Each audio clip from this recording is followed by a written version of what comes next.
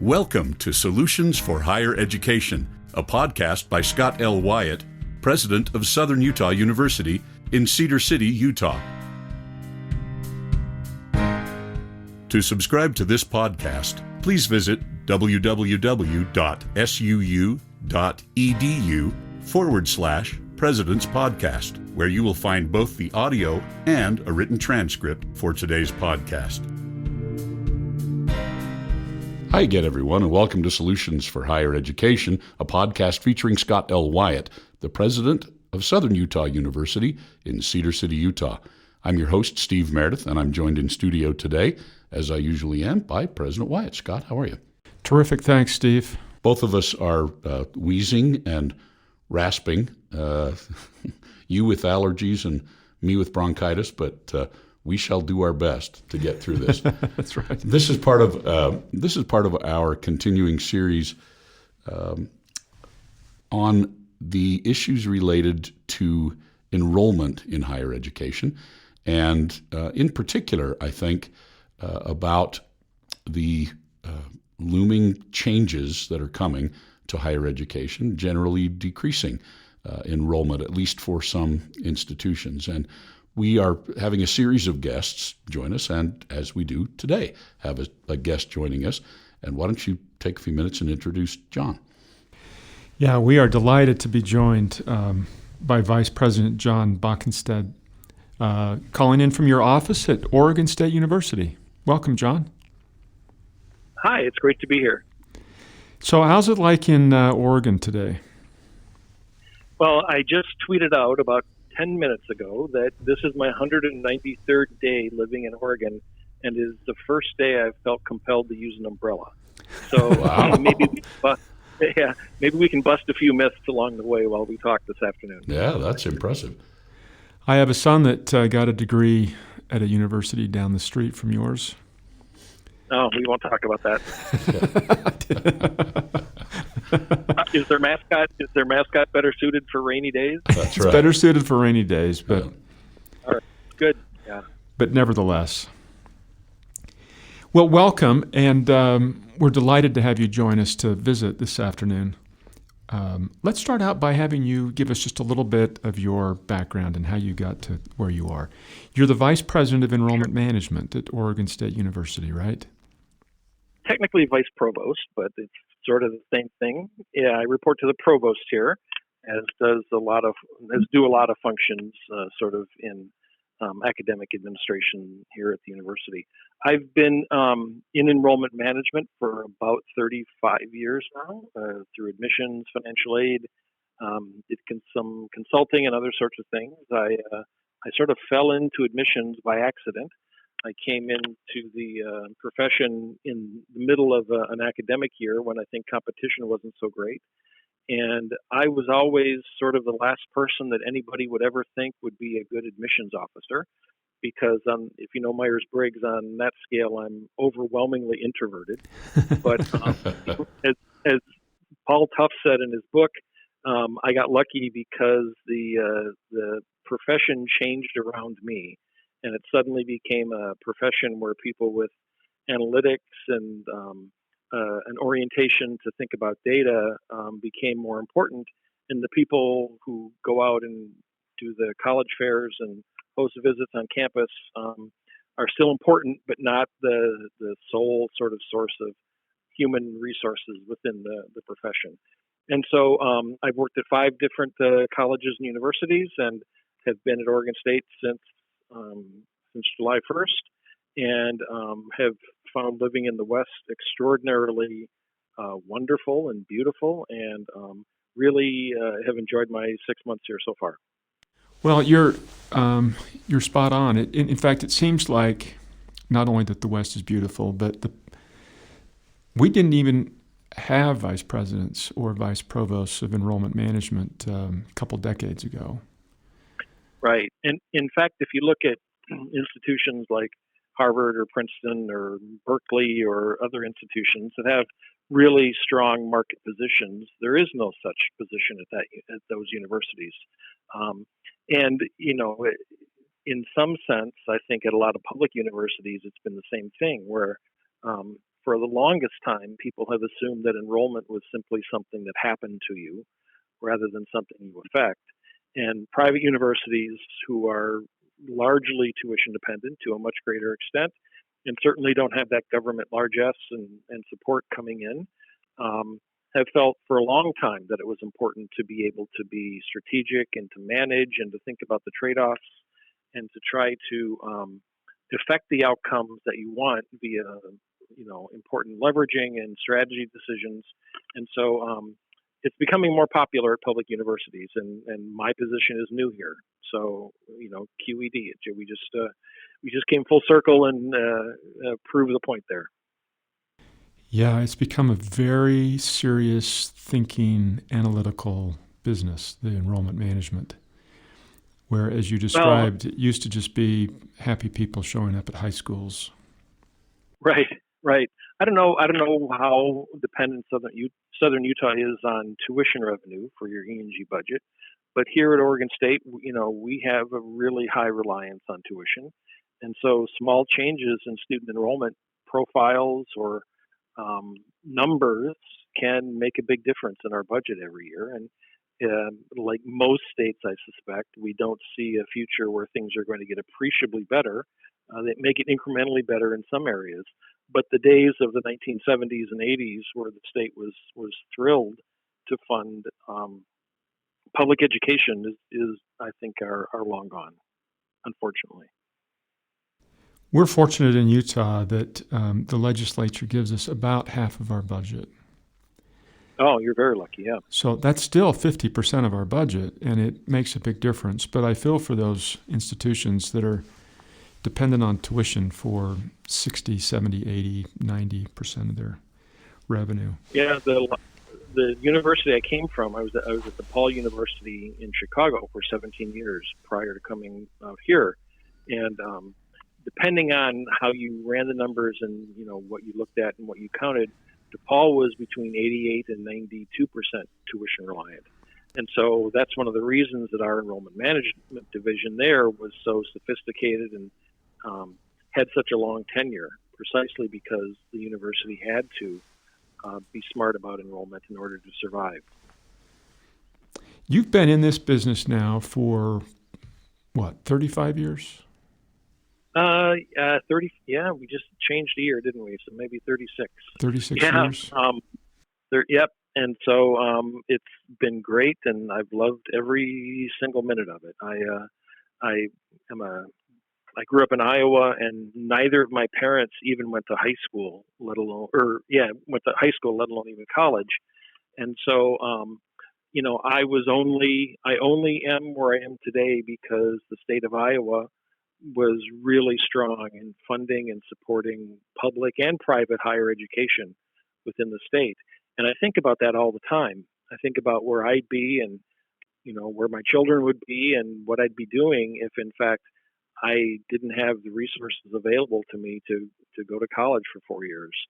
I remember filling out the financial aid form and being sort of stunned in 1982 or 81, maybe my senior year of college, that my father's income was $17,000.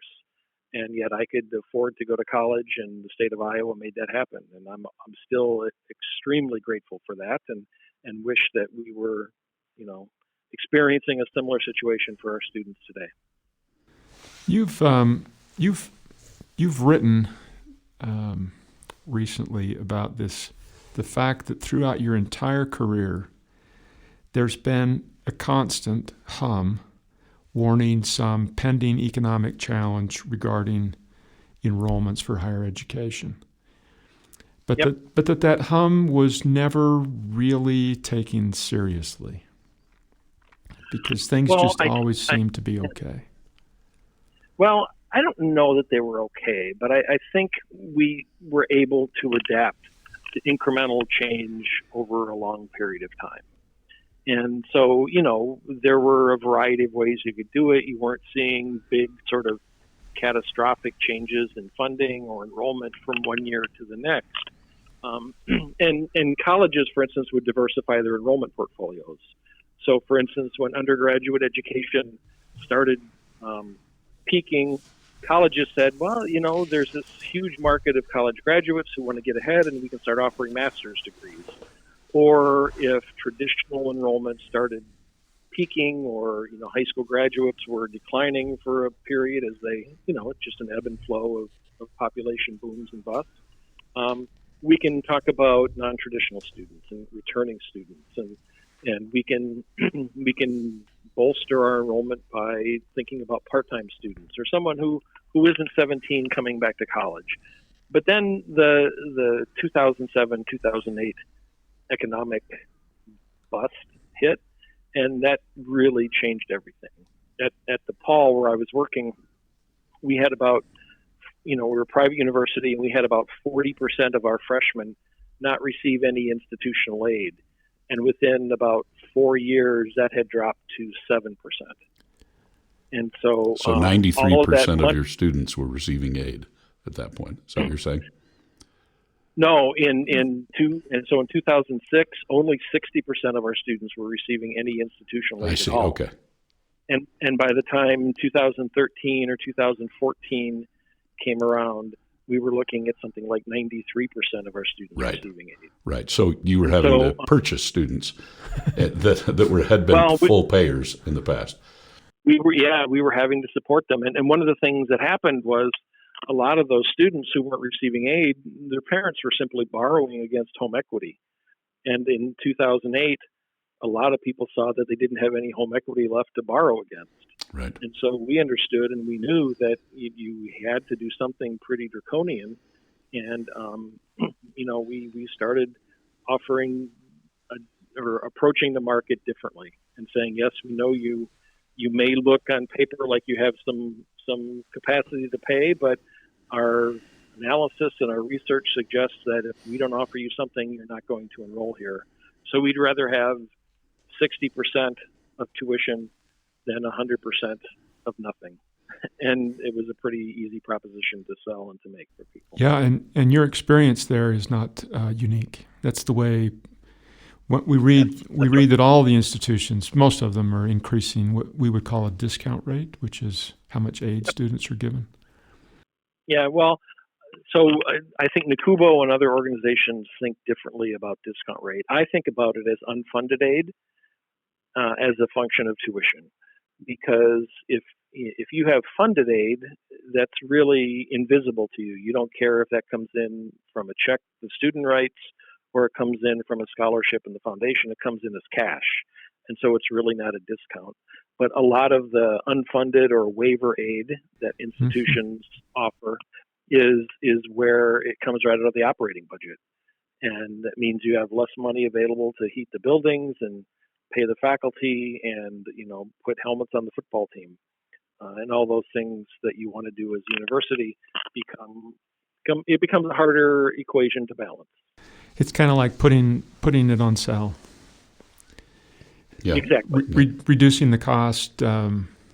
This is which is a positive good. It's wonderful for students who can then, as you described, who may have been coming to college based on their parents borrowing money against their house mortgage, who now can't do it after 2008.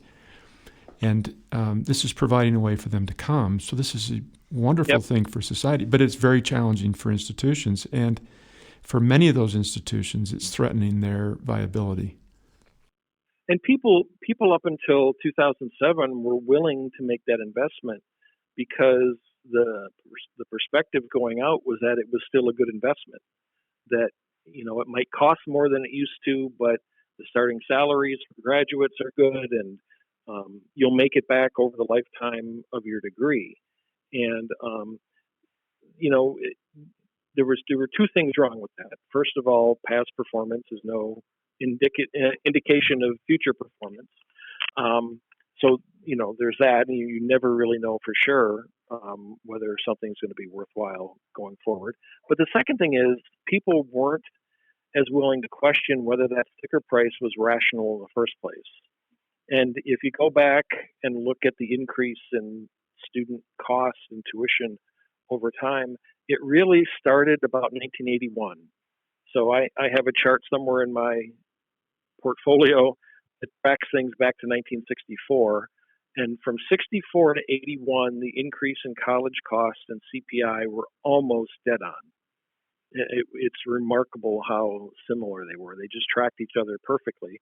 Colleges were raising tuition at about the cost of the rate of inflation. And something happened in 81, and I don't know what that was, that caused those two to split. And the cost of private higher education from that time forward just went haywire. And so, it's interesting to say we shouldn't discount this much, but no one ever really asked, should we be charging this much to start with that we have to discount? And I think that's one of the key and important parts of the equation that people don't think about enough. Here's a great line that you wrote. The ecosystem of American higher education today is like an aging baby boomer who has never exercised. I think that's a creative way of tell us what you mean by that. Well, it's a little autobiographical, actually.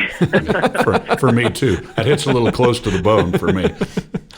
Yeah, as my joints ache and I get winded walking up 4 flights of stairs, I say, maybe I should have paid a little more attention to this going forward. Well, we're three baby boomers, so. Yeah. I think it's true in the sense that between age 25 and 26, you probably go downhill a little bit, but you don't notice it because it's something you can manage. And I think Peter Senge and the boiling frog metaphor, whether it's reflective of reality or not, is a good one. He always said if you put a frog in a pot of really hot water, it will jump out immediately. But if you put the frog in cold water and gradually turn up the heat, the frog won't notice it. And I think that's our sort of situation here. Things have finally gotten to the point where you see some stress and some pressure and some cracks in the system all around you, but you really don't have any idea, what's going to go first or what's going to go last or how long you're going to be able to survive. And of course, the big thing is we don't know what catastrophic things are out in the environment that are going to affect us in ways that we can't even imagine. So, for instance, some people think we're on the verge of another war in the Middle East. How is that going to affect things? What's that going to do to us? What does that do to 17 and 18-year-olds and their orientation toward education? Other people point to the longest economic expansion in recent history and say we're overdue for a market crash, and what's going to happen when that happens? So we can kind of get by from year to year if everything external stays the same. But when those big things happen outside the university in society or politics or government or economics or just public perception, we're not always well equipped to handle that dramatic punctuated equilibrium. There's a website that's been tracking there's several of these that tracks institutions that go out of business, colleges and universities. Yeah. And one that we're aware of is something like 100 in the last few years. That includes going out of just closing their doors, but also it includes schools that merge in order to find a way to be viable. Yeah, is that the College Garden, I think it's called, or? Yeah, there's one called the College History Garden. College History Garden, that's what it is. Right. Yeah, I know of the person who does that and does really, really good work. It's interesting to see and to take a look at. And the interesting thing is, all through the 60s, 70s, 80s, and 90s, the average number of college closings was about 6 or 7 per year. So if we stay on that track, which is not unreasonable to expect because of a lot of economic and demographic forces, is 15 in a year really that much of an outlier? I would say maybe it isn't. But if it doubles, to 30, and it goes on for a few years, you're talking about some real major impact, not just on the students, but the faculty and the staff and the cities and the towns where those colleges are located. Right. And on the other hand, I downloaded the entire IPEDS data set and took a look and figured out that if you took the smallest 583 colleges in the country and closed all of them at once, the net effect on overall college enrollment would be about 0.75%. Well, that kind of amplifies, doesn't it, what happens when some of these schools go really big, like Western Yeah. Governors and Southern New Hampshire and Grand Canyon and Arizona State, because their growth in 1 year could consume that many colleges' enrollments. Easily. Yeah, and in fact, people always, you listen or read the New York Times or listen to NPR, and you're sort of persuaded that the whole world of higher education is in New England, and it consists of Isn't that Harvard, the truth? MIT, or maybe a little outside of New England, Princeton, Yale, Dartmouth, right? Those institutions, and now throw Stanford and Duke on the pile. They may have really, actually met someone at the University of Chicago once, but other than that, yes, exactly. nothing else. And it's always been the case that about 70% of college students in the U.S. go to a public institution. And in fact, the more interesting statistic is that 1 out of every 9 college students in the nation attends a community college in California. Wow. 1 out of 9. About 11% Wow. of all students. Or I'm sorry, 1 out of 11, 9%. I had that back. Yeah. I had that reversed. Yeah. We knew exactly what you meant. Yeah, good. It's an amazing And stat. part of that reason is because of the cost structure, the tuition costs for community colleges in California, and then, of course, how many people live in California. Yeah, and what's really interesting to me is the sense that I've always had that in California, there's not a stigma of going to a community college like there might be in some other places in the country, especially given the receptivity of places like private institutions like USC or big public institutions like Berkeley or UCLA, and their willingness to work with and accept transfer students, and to make that transition as smooth as possible. They're really a model for how we can and should do things. Because I think if you look at the difference between a student who comes in and a student who exits, I think community colleges do the best job in the country of moving that needle on those students farther than any other institution, any other type of institution. It's often been said if you took the freshman class at Harvard and locked them in a closet for 4 years, they'd come out better educated just because of the people they are. And that's not the same. That's not true with community college students. I think those institutions do a magnificent job and don't get nearly enough credit for all the heavy lifting they do. Yeah, we've talked about this quite a bit, Steve, haven't we? Yes. The rankings for institutions and accreditation ought to be based on how much gains the students make during their time rather than how the students appear as they leave. Because at some of these schools, they're recruiting students that are already successful or obviously going to be successful, and it doesn't take very much work to get them out the door. But some schools are really working hard. I spent the first 27 years of my career in the 2-year school. I'm really happy to hear you say that, John. I agree wholeheartedly.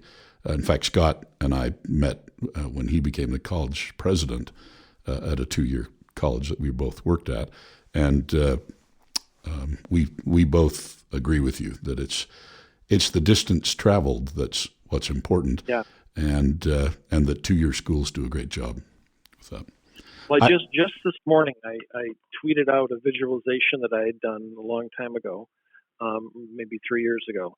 I downloaded all the incoming test scores of students at all the New York City public high schools, and then plotted them against their mean SAT average 3.5 years later.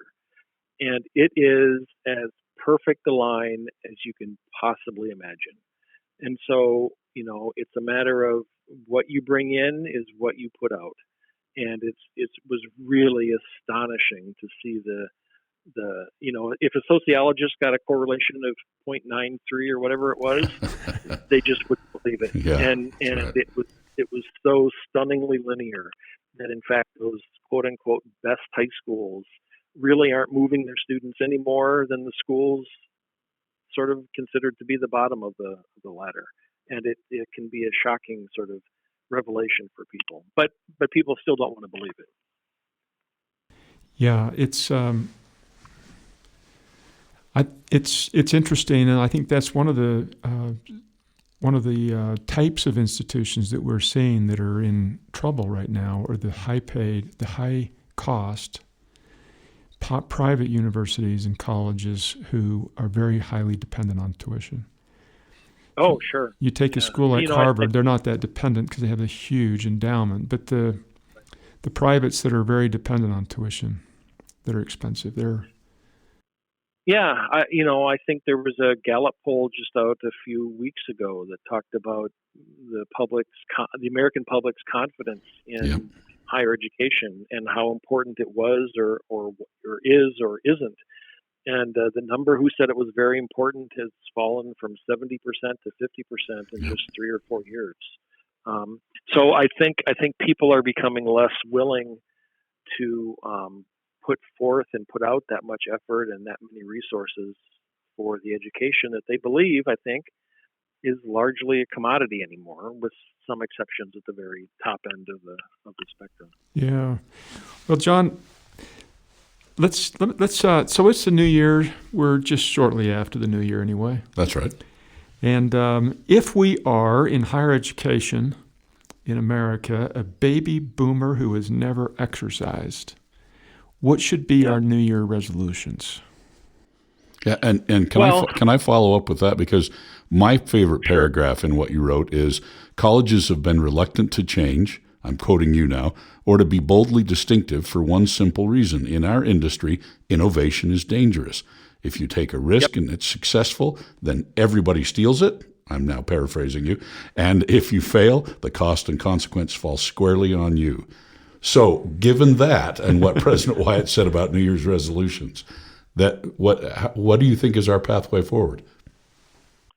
Well, I think in higher education, everything has to start with your mission.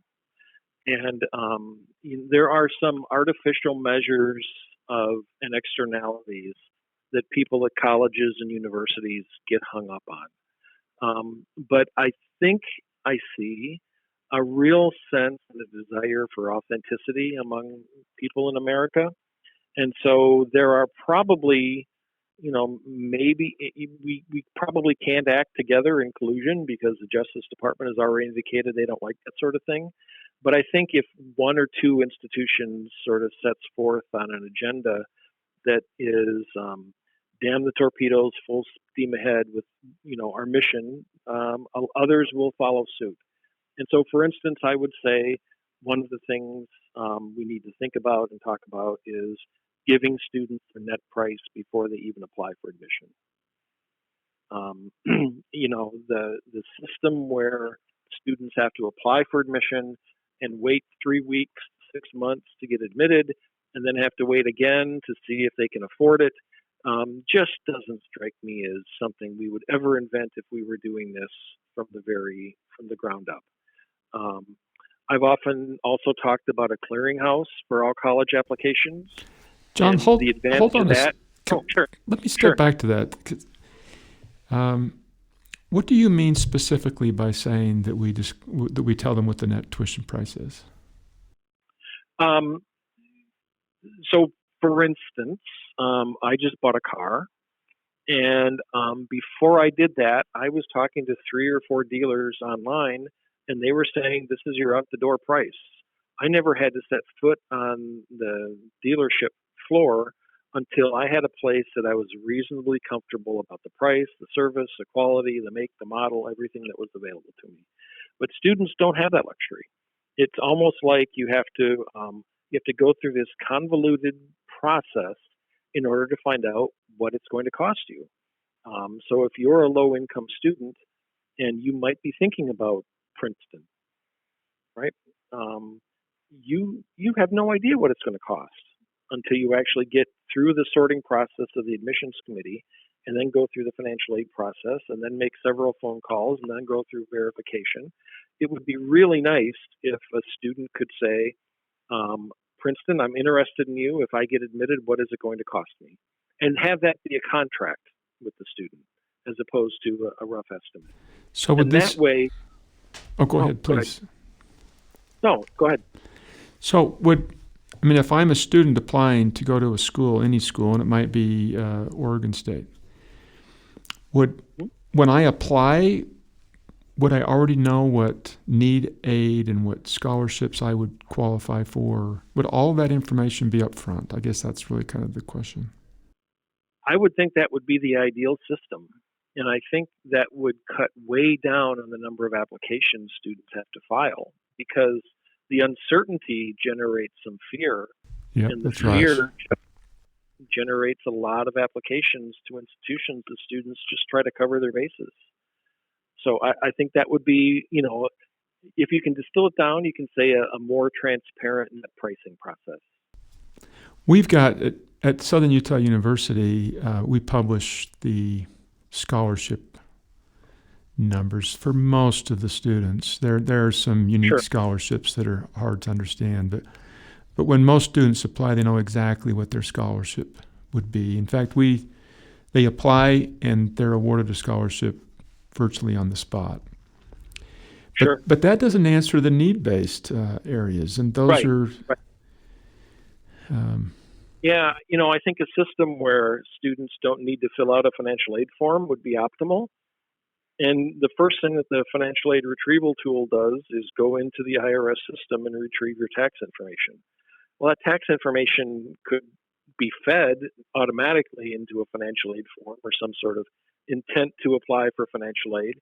And that calculation could be done automatically for the student. So you could say you have a $5,000 Pell Grant waiting for you at any of these institutions. Or I don't know if there's a Utah State grant. Your Utah State grant will be $3,000 or whatever it happens to be. And the institutions that are out there looking at you are willing to offer you this much in institutional scholarships or work or inventive loan programs or whatever the case may be. And, it's almost like there was a system in the late 1990s called U-College Bid, where students would simply put in the price that they're willing to pay in their academic statistics, and colleges could bid on them as opposed to them bidding on colleges. And it was so far ahead of its time, it was doomed to fail. Oh, that's so interesting, though. But part of what you're saying is that we need to develop, and it would be a national kind of a system because it's dependent on the IRS and the FAFSA application for federal financial aid. But that a student could apply for that before they apply for colleges and universities, get a decision, and then take that with them when they go looking for a university. Then they can match that with scholarships that might be available, and they would know exactly what they're going to have to pay. Exactly. And that means they won't have to apply to 9 colleges to try to get a good offer someplace. And having one go ahead. They could still do that, of course, but it would cut down on the need for that. I think we also, I've talked numerous times and written a lot about a clearinghouse for freshman applications and even transfer applications, where all the data and all the transactions are managed through a central system. And that way, the data and the information that's in there can be presented to prospective students in an attempt to give them better information about who enrolls, how much aid students get, what their chances for admission would be. So if you're a Hispanic female from the state of Montana and you want to see what your chances are at Harvard, well, you suddenly have 5 years of data on Hispanic female applicants with your grade point applying to Harvard or the Ivy League institutions. And when you find out what your chances are, that may in fact influence whether or not you apply for admission. And there are some kids who probably have a 1/10 of a 1% chance of getting admitted to some of those places. But they see an admit rate of 5% and they think their chances are 50 times better than they actually are. I think students have a right to know early on what their real chances of admission are. Especially some of these schools that charge so much for their admission application. You're talking about saving thousands of dollars probably in fees. Yeah, absolutely. Yeah. Fortunately, a very low income student can get a waiver, but um, it's probably also true that there are a lot of students that pay that, not even knowing that waivers exist. And I think that's also unfortunate. Here's sort of one that I think would be really interesting. If you think about who benefits from a well-educated workforce, it's corporations, and I'd like to see. I said 20 years ago, I'd be thrilled to see the NACAC Coca-Cola National College Fair. You let corporations subsidize some of the cost of finding and identifying and recruiting talented students, especially students of color and students who aren't automatically going to go to college, in order to make opportunity greater and make it more expansive and available to students. And so I think some sense of public-private partnerships in that regard would be a really, really helpful thing. Not just the Coca-Cola scholars, but Coca-Cola funding national college fairs or funding information sessions or doing something, or it could be Google or Microsoft or anybody that really wants a better educated workforce in the coming century. Not just for their company, but for their community? Yeah, again, I think the time is, I may be naive and Pollyannish about this, but I really believe that companies benefit from a well-educated, diverse workforce, and it's really incumbent upon them to say, it's our turn to chip in and help to make sure that that happens for the future. Well, you're not going to get disagreement from us over that. Yeah, I was going to say that's true. Everyone does benefit from a growing economy and growing qualified workforce. And John, if you can get the IRS to populate a FAFSA form, I'll vote for you for president. That's all I got to say about that. I think it can be done, but when you fill out a tax form, you put the age and the birth date and the social security number of every dependent, so that information is already there. Seems like a no-brainer. Yep. It does. Yeah. Oh, that's a fascinating idea. What else would you put in our exercise strategy for the new year? I would ask the IPEDS data center to stop requesting standardized test scores as a reporting tool or as a reporting point. We know what standardized test scores do. We know what they don't do. And we know that they're really products of two private companies that, whether for better or for worse, are accountable to no one but themselves. And the extent to which a standardized test score predicts anything above and beyond grade point average is really negligible. But those numbers, that illusion of precision, like Bob Sternberg referred to, gives colleges fear of admitting students with lower test scores, even though they know that test scores don't predict much other than race and wealth. That's right. They're still largely afraid to make that move and to discount those scores in the process. So if they still want to continue using them, that's fine, but take away the penalty that colleges experience for admitting students who are really smart and really talented and great students, but who have low test scores. Take that penalty away, and then I think you will find students having a better chance, especially if they don't have wealthy, college-educated parents who can confer on them the benefits of private or excellent public education and test prep and all the things that go into making a high test score. I just look at all my kids and my kids-in-laws. They all seem to have a different capacity to take standardized exams. Yep. And they aren't as diverse of a group as we have in the country. No. Right. Test scores measure some things academic, certainly, but really what they measure is your ability to do it quickly. And there's no study I'm aware of that gives any advantage to speed processing over the course of a semester. If you think about it, if you take a philosophy class, you're not given a test with 4 answers and you have to choose quote unquote the correct one. You're given an essay and or a topic, and you have 3 weeks to write a paper, to research, to draft, to think about it, to bring in other sources. That's really what education is. It's not choosing one answer. Sometimes the problem is figuring out what the question is. And standardized testing is just a different type of talent or skill, and all things equal, you'd prefer to have it, but it really doesn't say much about where you'll end up in life. I used to run the master's degree in music technology that we have here at SUU, and they asked me early on, do you want to have the GRE be a requirement for that? And I said no, because I think it only predicts ethnicity and as you said, socioeconomic status, and in the case of the GRE, I think gender. It's a good predictor of those 3 things, but has nothing to do with grit, has nothing to do with musical talent, has nothing to, any of the things that I'm really actually looking for here. That would none of that would be predicted by a GRE exam, and I think I agree with you. A lot of our undergraduate students face that same discrimination, if that's the right word, based on the fact that they're not good speed test takers. As much as test optional for undergraduate admissions has become a thing and really taken off in the past 10 years, there's a Grexit, they call it, GRE exit movement also, and a lot of really high-name institutions are eliminating GREs for admission into graduate programs.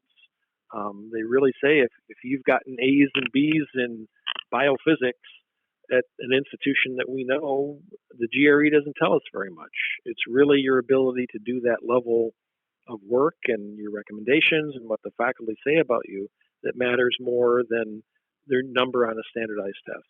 So it's very gratifying to see that, in fact, graduate schools are also coming around to the same sort of approach about the value of these tests. Well, and they seem to be one of the barriers that makes it more difficult to get in.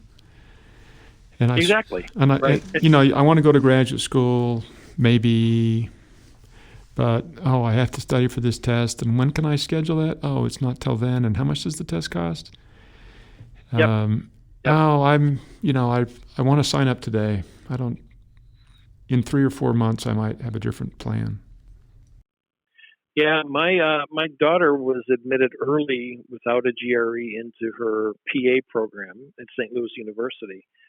And she had certainly the option of applying to other institutions and looking around and seeing if there was a better fit for her. And she said, "Dad, I don't have to take the GRE. I don't want to go anywhere that I have to take that." And, she was a bright, very bright student. She was one of 3 kids admitted at the end of the sophomore year into the graduate program. Wow. So she could have gone a lot of places. But just the idea of having to study and prep and get ready for the GRE was enough to make her say, "I'm not doing it." Don't you think that students, I don't want to limit this to students. I think this is true for everybody. But don't you think that we're becoming more annoyed by processes that we don't necessarily think are important? See the value for? Yeah. Oh, sure. I mean, if we create, every employee at the university's got to take a Title IX exam.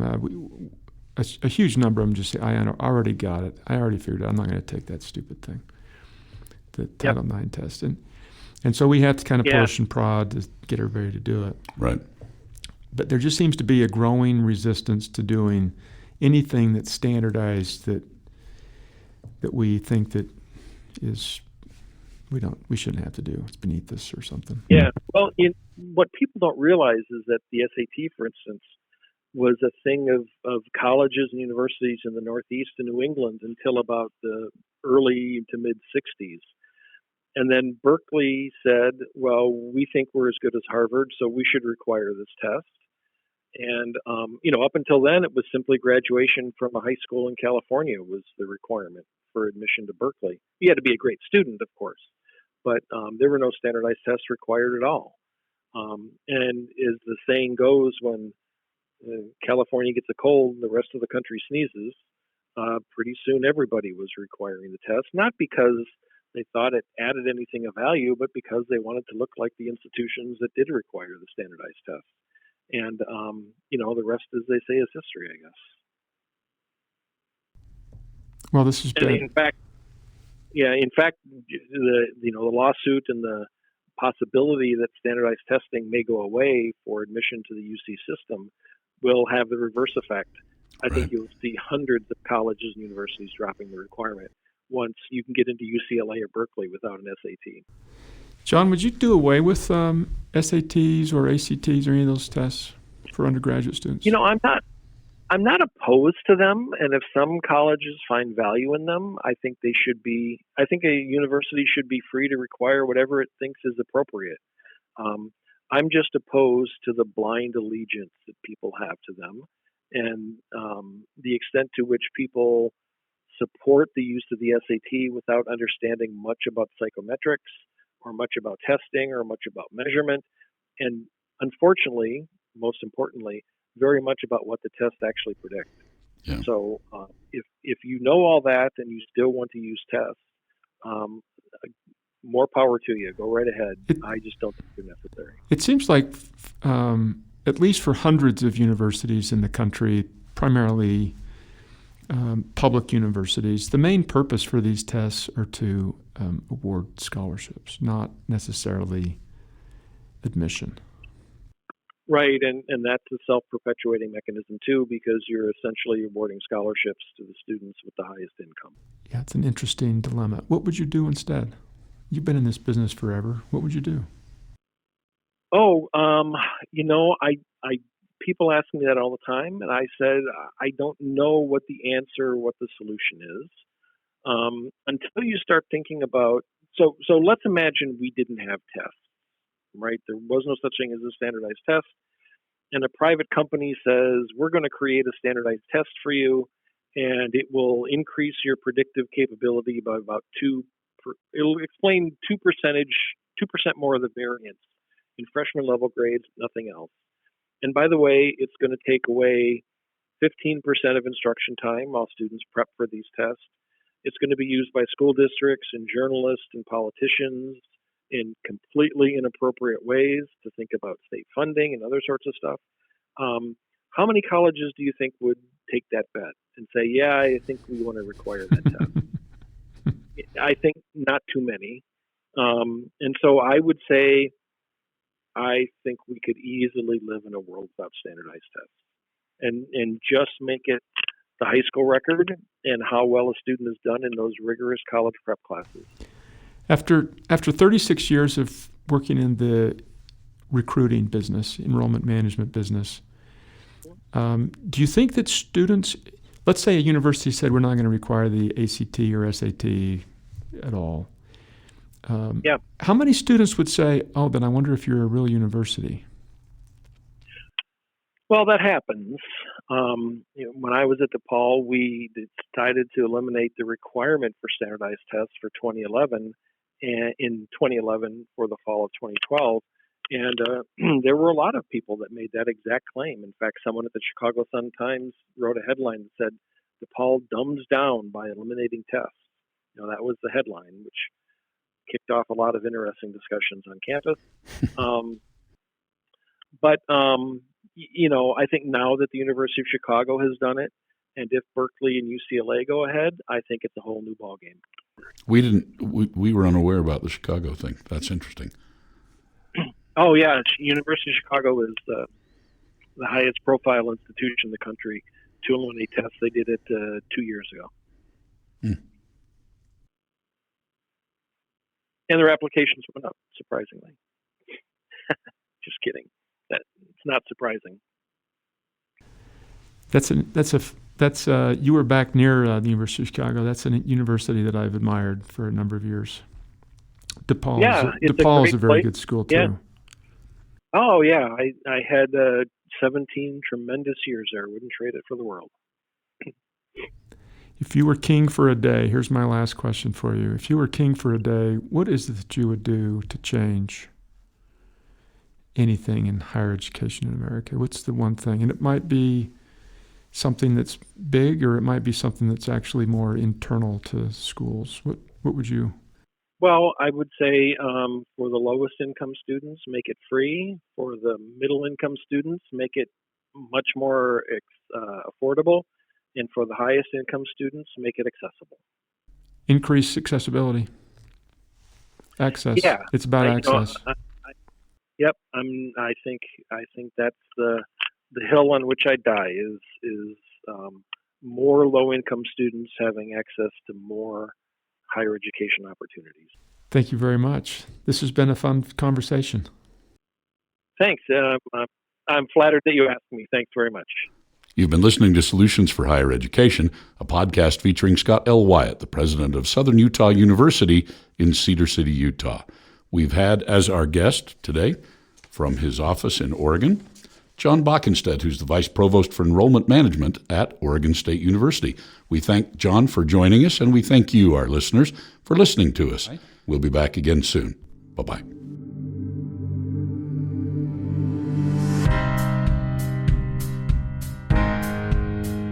Thanks for listening to Solutions for Higher Education. To subscribe to this podcast, please visit www.suu.edu/President's Podcast, where you will find both the audio and a written transcript of today's podcast. The original music for this podcast was composed by Jack Barton, a master's degree student in music technology at SUU. For more information about Southern Utah University, please visit www.suu.edu.